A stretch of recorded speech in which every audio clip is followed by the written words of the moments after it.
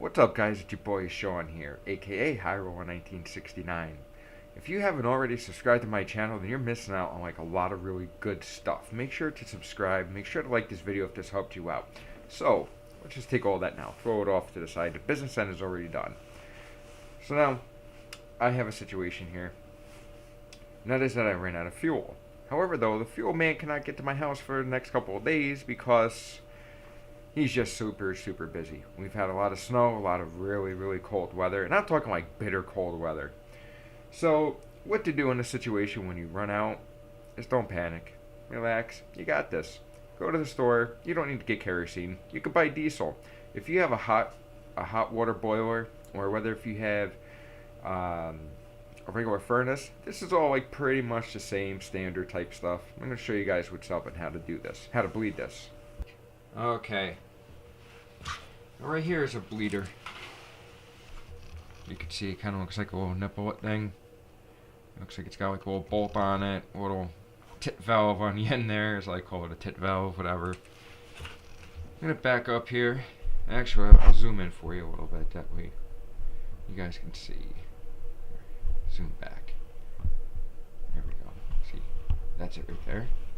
Zoom back. Bleeder. And that is a 10 millimeter, not a 3/8. I used to think there was a 3/8 all the time, but it's a 10. I can promise you that. So you're gonna take yourself a little bottle. This is my bottle here. I already have a little bit in it from last time. You're gonna crack this open, just a little bit. Make sure you're free. Okay. Crack it open just ever so slightly.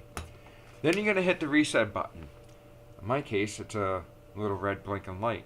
In the case of the older ones, it's just a little red light. It almost looks like the nuclear destruction button. Give that a push. You can see it spitting and squirting air. Wait for the steady stream. There we go. We got a good steady stream now. See that? It's pretty. Close the valve up. Let it fire up.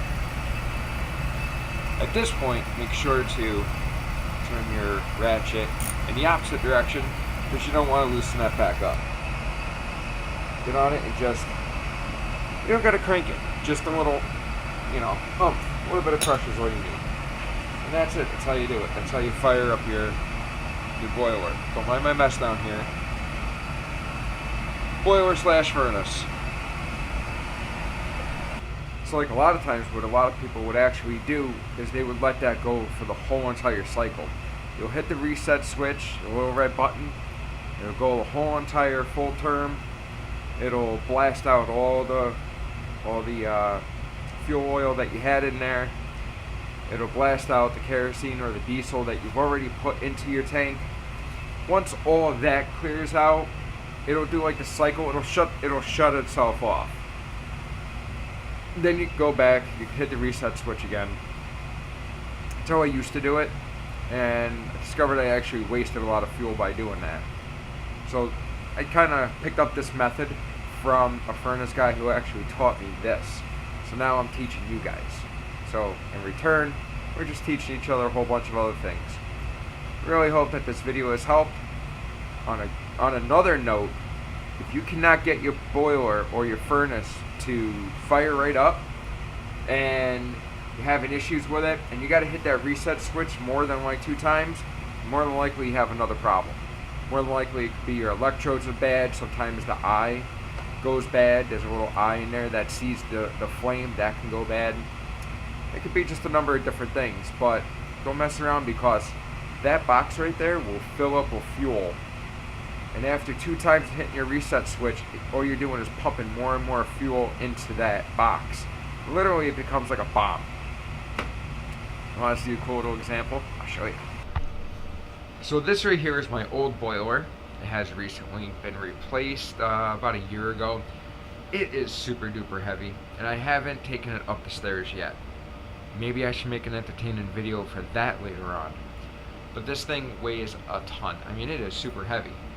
So anyways, what had happened was the inside firebox started to go bad, and it ended up cracking, and the water jackets literally pumped itself into the firebox. So as we went ahead and we turned our water back on, it filled the firebox full of water, and it was just old. It was time for it to go. She died. But that's the older models. I don't have to worry about that anymore. I have a very clean, efficient burning one right now, but I just wanted to show you guys that, and hopefully you guys can learn something from this video.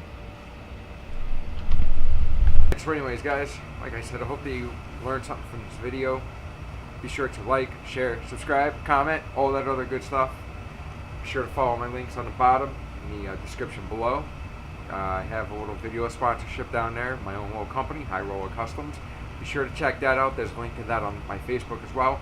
Follow me on all aspects of social media, Facebook, Instagram, Twitter, all that cool jazz. You can find me everywhere, even on TikTok. Maybe I'll make a TikTok video of this. I don't know. But anyway, guys, I am Sean, aka Rolla1969. Thank you very much for watching. Be sure to subscribe as well. Thanks. Peace.